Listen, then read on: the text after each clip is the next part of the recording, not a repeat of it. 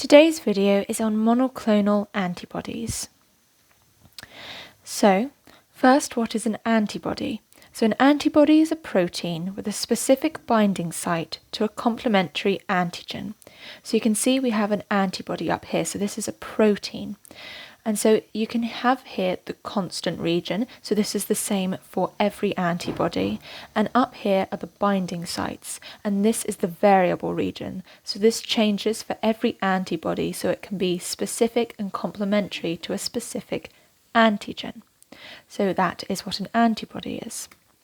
A monoclonal antibody is an antibody that's produced outside of the body, and it is a single type of antibody that can be isolated and cloned.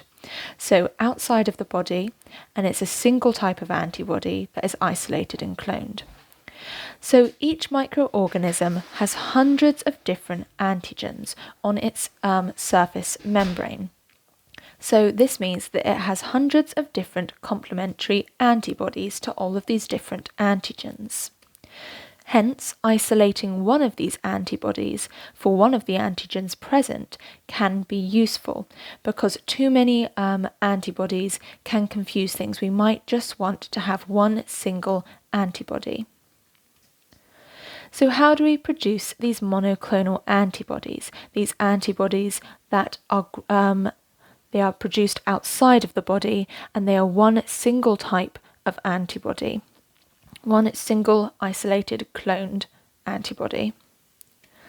So first we want to, the antigen that we want the antibody for is injected into a mouse. So you can see we are injecting the antigen that is complementary to the antibody we want into a mouse. And this causes the mouse's B cells to eventually start producing antibodies complementary to this antigen we've just injected into it. And this is through the mouse's immune response. So its B lymphocytes will eventually start producing the antibodies that we want. And so we would like to isolate the specific B cells that produce these antibodies that we want. So we isolate these immune cells.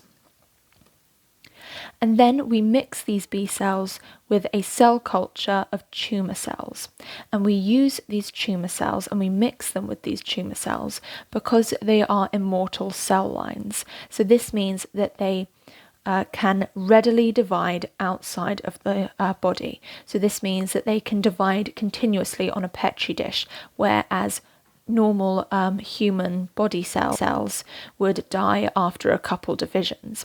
So these immortal cell lines allow us to continuously form more monoclonal antibodies. So this is why we want to mix the B cells with these tumour cells. So then once we've mixed the B cells and the tumour cells together, we add a detergent, and this breaks down the cell surface membrane. And then we zap this mixture with electricity, and this is to stimulate the B cells and the tumour cells to fuse together. So we mix the B cells and the tumour cells, we zap them with electricity to allow them to fuse in fusion. And this forms hybridomas. So this is the fusion of B cells and tumour cells. And these are important because they take the property of the tumour cells, because they are immortal cell lines, so they can continuously divide, and they take the properties of the B cells to produce the antibodies that we want. So then we separate the hybridomas, and so this is one cell in each dish, so we separate each hybridoma onto its own petri dish, and we allow this one hybridoma to clone, to continuously divide, and this produces monoclonal antibodies because all of the hybridomas formed will all be clones of the same cell, so will all produce the same antibodies. So these are our monoclonal antibodies. And then we would like to screen these monoclonal antibodies that have been produced by each of these hybridomas.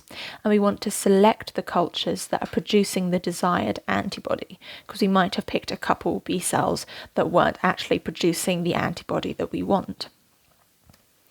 And then once we've selected these cultures, we can then grow them on a large scale. And this is our monoclonal antibody production. But it's also important to mention that it also has to undergo humanization.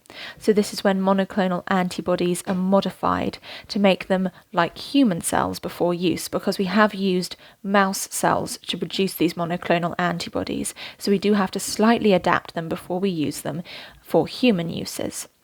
So this is how we produce monoclonal antibodies. We inject the antigen into the mouse, so its B cells will start to produce the antibodies. We isolate these B cells, we fuse them with tumour cells to form hybridomas. These hybridomas are separated and they form cultures to produce monoclonal antibodies. We select the correct cultures and grow them on a large scale to produce loads of monoclonal antibodies. So now on to the uses of monoclonal antibodies. So the first one is in treating cancer, and this can be done in two ways. So because monoclonal antibodies are so specific, they can target specific cells. So this means that we can produce monoclonal antibodies that target cancer cells specifically. So one of the ways that monoclonal antibodies can treat cancer is by direct monoclonal antibody therapy. So this is when specific monoclonal antibodies are produced.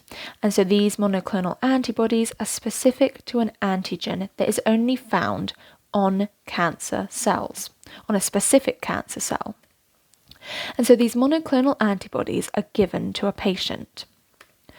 And so these antibodies in the patient can then attach to receptors on the cancer cell.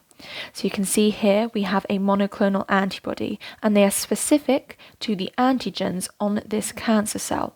So it can then attach to the receptors on the cell surface membrane of only the cancer cell, because it is only specific to ones on the cancer cell.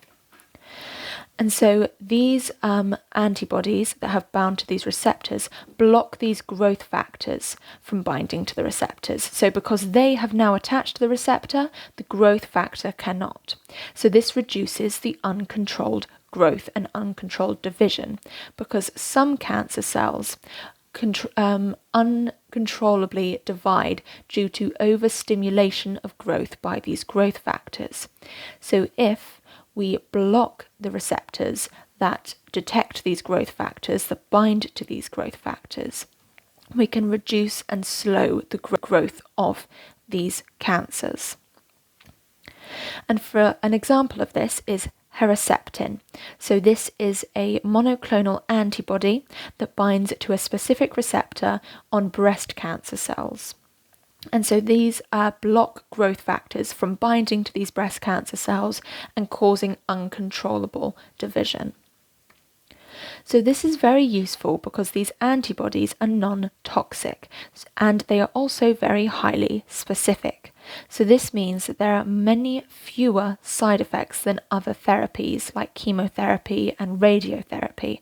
So these antibodies are non-toxic, they don't cause any side effects through just injecting the antibodies, and they are highly specific, so they will only attach and reduce the growth of the cancer cells that have these specific antigens.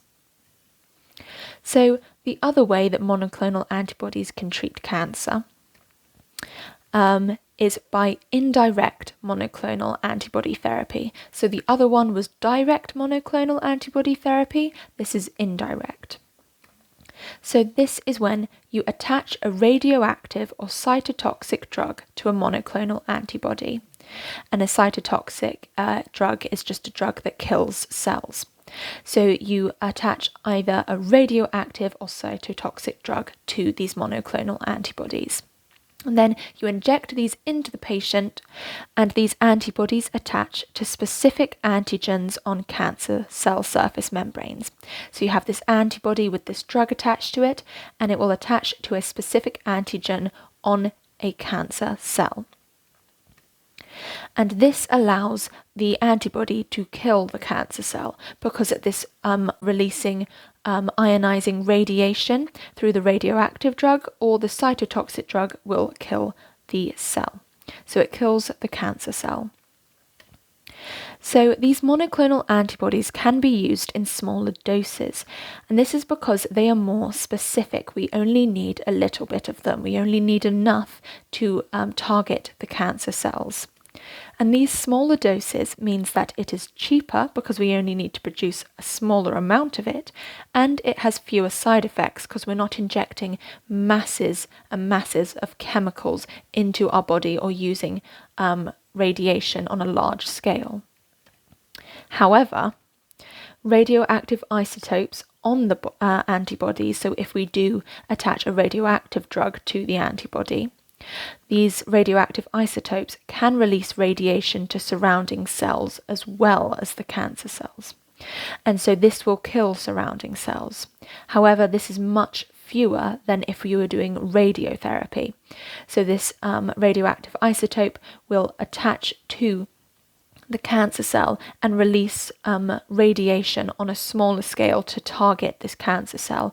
However, there will be some collateral damage to surrounding cells that may be exposed to this radiation as well, but less than if you were doing radiotherapy. The next part of the video is on monoclonal antibodies in pregnancy tests. So you can see here a diagram of a pregnant and a non-pregnant pregnancy test, and we're going to see how monoclonal antibodies can explain these results. So the placenta produces a hormone called human chorionic gonadotrophin, and this is HCG. So the placenta produces this hormone. So this means that it's only present in the urine of pregnant women. So only pregnant women have HCG in their urine, meaning that we can produce monoclonal antibodies for this hormone. So the first step in a pregnancy test is the urine sample is added to the strip at the top, and it moves up the paper. So it is absorbed up the paper and it travels.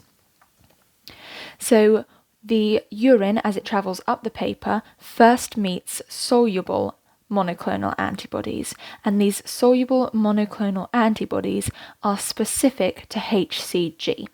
So they have an antibody and a binding site that is complementary to a specific antigen or surface cell receptor on the HCG. So it can bind to the HCG.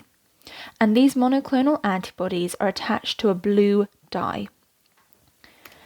So the HCG, if it is present in a pregnant woman, will bind to these soluble antibodies and will carry these antibodies up the test strip with them, because this urine will continue to move up the test strip. So if the HCG then binds to these soluble antibodies, it will carry the antibodies up with them. And so this forms a HCG antibody colour complex, and this is because the HCG has bound to its specific monoclonal antibody, and because it is attached to a dye, it is a colour complex. So then as these colour complexes move up the test strip, they then meet tethered monoclonal antibodies. So these tethered monoclonal antibodies are attached to a surface, so they're not soluble, they're not able to move. And these tethered monoclonal antibodies are specific to this HCG antibody colour complex that we have just formed. So the complexes will then bind to these tethered antibodies because they are complementary, and this forms a coloured line because the dye attached to the soluble monoclonal antibodies will then form a uniform line as they are attached to the tethered ones. And so this forms our blue line on our pregnancy test.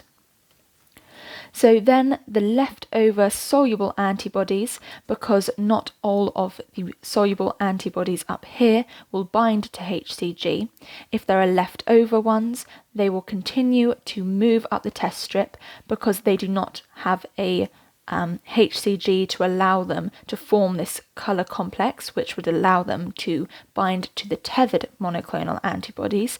So they are still freely moving, so they will continue to move up the test strip. And then there they are bound to a different tethered monoclonal antibody. So this is a different tethered one, a different one that stops them from moving, and this is specific to the soluble antibody. So this is specific to the soluble antibodies that we have up here. So this then forms another blue line because it is another tethered strip with the blue dye attached, and this is a control test to make sure that the antibodies have actually moved up the strip. So this detects a false negative, because if this line does not form, it means that the antibodies have not moved all the way up the paper. So that is how you get a positive pregnancy test, but you can get a non-pregnant pregnancy test because the first line will not form, as there are no HCG antibody colour complexes to bind. Because there is no HCG present, no colour complexes will form because there'll be nothing to bind with the soluble monoclonal antibodies. So when they move up the strip, there is no way that they can bind with these specific tethered monoclonal antibodies because they don't have the HCG. But they will continue to move up and form the blue line here because they are specific to these tethered monoclonal antibodies. So that is how you get a pregnant and non-pregnant pregnancy test.